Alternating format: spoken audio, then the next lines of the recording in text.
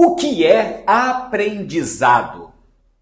Muitas pessoas falam sobre o processo de ensino e aprendizado. Por quê? Porque o aprendizado depende muitas vezes da qualidade, da intensidade do ensino.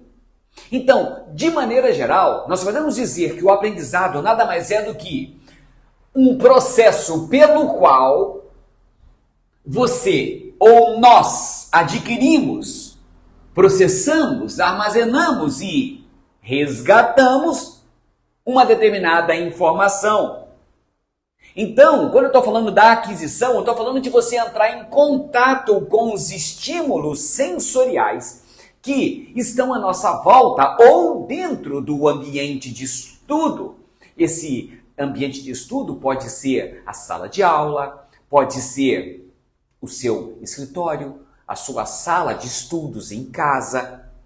Então, você está lendo um livro, você está recebendo uma informação que vem do professor, você vai fazer a aquisição desse estímulo, usando seus canais sensoriais, que são a audição, a visão, os principais canais sensoriais do aprendizado. Nós sabemos também que nós podemos usar outros canais sensoriais para adquirir a informação. Nós podemos usar informações olfativas, gustativas, informações que vão sempre trazer algum tipo de aquisição. Por quê? Porque à medida que os estímulos sensoriais estão chegando por parte do professor ou por parte de uma leitura que você está fazendo sozinho no seu quarto, o que vai acontecer aqui é que você vai estar expondo os seus olhos, os seus ouvidos para um determinado tipo de estímulo.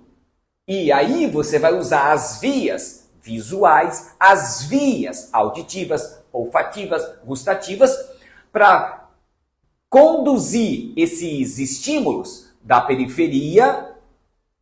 Pode ser, como eu disse, de um livro, olha só, você pode estar aqui, ó. Eu, por exemplo, gosto de anotar coisas. Então, o que eu faço? Eu vou lá, vou fazendo as minhas anotações e eu vou usando a visão para fazer as anotações. Uso o movimento para fazer as anotações dos estímulos que eu estou recebendo e estou processando. Por quê? Porque depois que eu estou entrando em contato com o estímulo, estou adquirindo os estímulos, eu vou processar, porque eles vão chegar no meu cérebro. À medida que esses estímulos alcançam, vamos pegar aqui, ó. À medida que esses estímulos alcançam o cérebro por vias específicas, porque nós sabemos, existem vias visuais, aqui ó, vias visuais, aqui vias olfativas, aqui vias auditivas, por esses nervos. Isso vai para áreas específicas do cérebro. Então, quando chegam no cérebro, elas vão ser processadas. As informações precisam ser adquiridas, processadas pelo cérebro. Essas informações, elas serão armazenadas. Você vai armazenar essa informação. Adquire, processa, armazena. Depois, o que você vai fazer? Em algum momento, que pode ser, por exemplo, na prova, pode ser um momento de apresentação de um trabalho, você vai ter que fazer o quê? Você vai ter que resgatar essa informação que você colocou lá. Então, nada mais é do que você praticamente apresentar o resultado de tudo o que aconteceu, desde que você adquiriu, recebeu a informação, você processou, você armazenou. Agora, resgatar nada mais é do que você colocar para fora. Primeiro você vai acessar, você vai resgatar os dados que foram armazenados, certo? E aí você vai fazer o quê? Você vai externar, você vai mostrar o quanto você, portanto, adquiriu, o tanto que você processou, armazenou. Então, é só resgatar. E à medida que você vai apresentando os resultados através da escrita, através da arguição oral, você vai então apresentando o quanto você aprendeu através do processo que envolve o seu aprendizado. Nós sabemos que o aprendizado, portanto, nada mais é do que uma mudança duradoura no comportamento daquela pessoa. Por quê? Muitas vezes quando você aprende algo novo, pode ser o suficiente para você mudar um comportamento. Assim como também você pode mudar a quantidade de conhecimento que você tem sobre aquilo que você está estudando, aquilo que você aprendeu. Portanto, você está consolidando o seu aprendizado quando você passa por todos esses processos e ainda consegue resgatá-los. Tem muita gente que estuda, ou seja, adquire, entra em contato com a informação, processa essa informação, armazena essa informação, mas se não consegue resgatar, então é como se eu não conseguisse comprovar exatamente tudo aquilo que eu aprendi. Portanto, não comprovo o aprendizado. Por isso que muitas vezes as pessoas fazem algumas arguições, fazem provas, usam estratégias para que você possa externar o quanto de conhecimento você tem sobre aquilo, ou seja, o quanto você aprendeu. Então, essa mudança no cérebro, ela tem uma base. Essa mudança que eu estou falando que ela é duradoura, portanto que ela persiste, tanto no comportamento como no conhecimento, envolve mudanças no tecido cerebral. Por isso que o aprendizado envolve mudanças físicas, mudanças químicas no seu cérebro. E aqui eu tenho, as mudanças que eu estou falando que acontecem no cérebro, acontecem a nível de moléculas. Essas moléculas que formam as células do sistema nervoso, que são os neurônios e as células gliais. Então, toda vez que você aprende algo novo, você está provocando uma mudança nas moléculas. Por exemplo, nos neurotransmissores que são secretados para o neurônio se comunicar com outro e fazer as sinapses. Então, você está mudando o nível molecular do seu cérebro, o nível celular. Os seus neurônios e as suas células gliais, elas mudam fisicamente quando você aprende algo novo.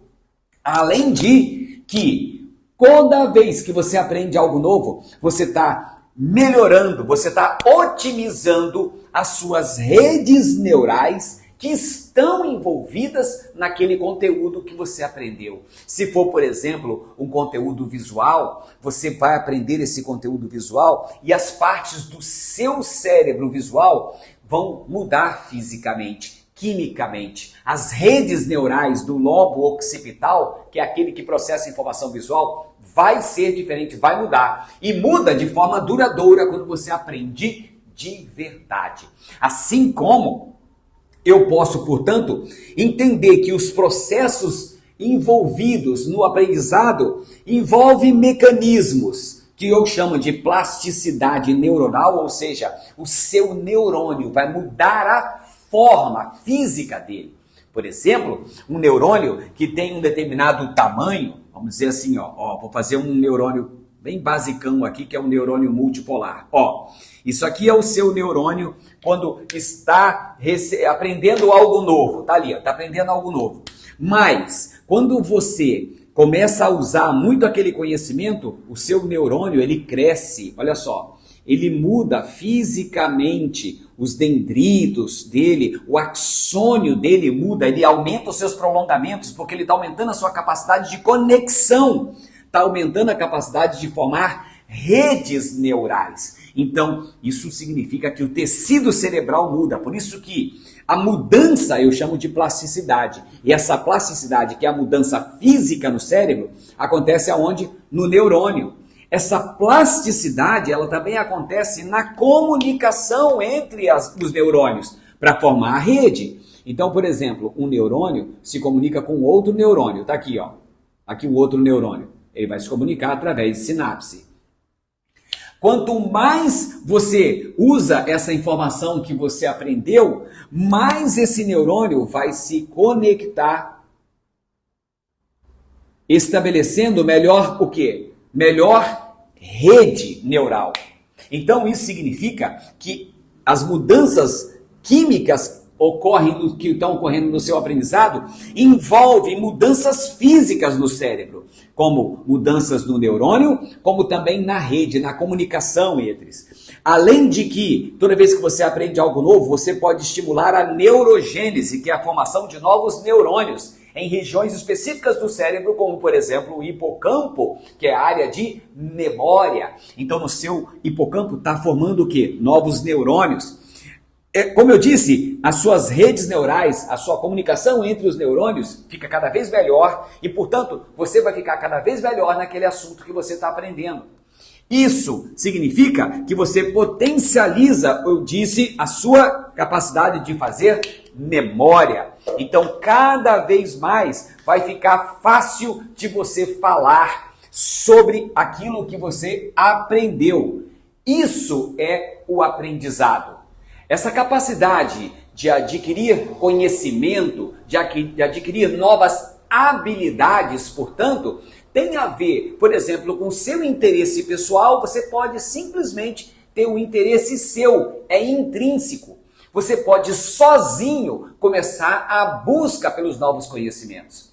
Por outro lado, muitas vezes você sim pode precisar, como eu disse já anteriormente, de um ambiente de sala de aula, de um professor, de um tutor. Por que eu digo isso? Porque nem sempre a nossa capacidade de aprendizado está atrelado a você estar no ambiente escolar, no ambiente universitário. Você também pode ter essa habilidade de aprendizado, de aprender, como eu disse novas habilidades, novas competências, não no ambiente, vamos dizer, clássico de aprendizado. Você pode aprender sozinho, só depende do nível de interesse que você tem pela busca do conhecimento específico. Então isso significa que a aprendizagem também pode ser um processo onde você pode aprender sozinho, você pode ter um interesse, como muitas vezes eu faço. Eu gosto de aprender coisas novas e muitas vezes eu não estou no ambiente clássico. Então o que eu faço? Eu procuro vídeos, eu procuro plataformas onde eu tenha acesso àquela informação. Então esse é um autoaprendizado, onde eu estou aprendendo por minha conta, sem a necessidade de ter alguém que conheça, que seja uma referência e que tenha que me ensinar algo.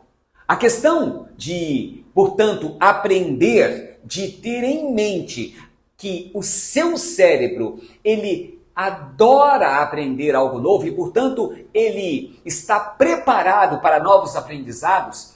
E legal afirmar que isso não acontece só durante a vida, por exemplo, escolar, durante a vida universitária. Na verdade, o seu aprendizado, ele acontece durante toda a vida. Essa capacidade do seu cérebro aprender coisas novas, ela é importante que seja estimulada durante toda a sua vida, mesmo fora dos ambientes convencionais. Por isso que cada vez mais aqui nós chamamos a atenção para que você conheça um melhor método e técnica de aprendizado, para que você possa, portanto, muitas vezes estudar sozinho.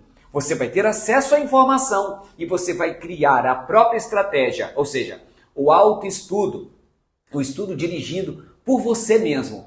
Então, como isso está presente, como essa capacidade de aprendizado está presente por toda a nossa vida, nós sabemos que as pessoas que tendem a ter saúde mental por toda a sua vida, até mesmo com 80, 90, 100 anos, um dos grandes segredos, inclusive, das zonas azuis, que são aquelas zonas onde as pessoas vivem com saúde até 100 e mais de 100 anos de idade, é exatamente essa constância em busca pelo conhecimento.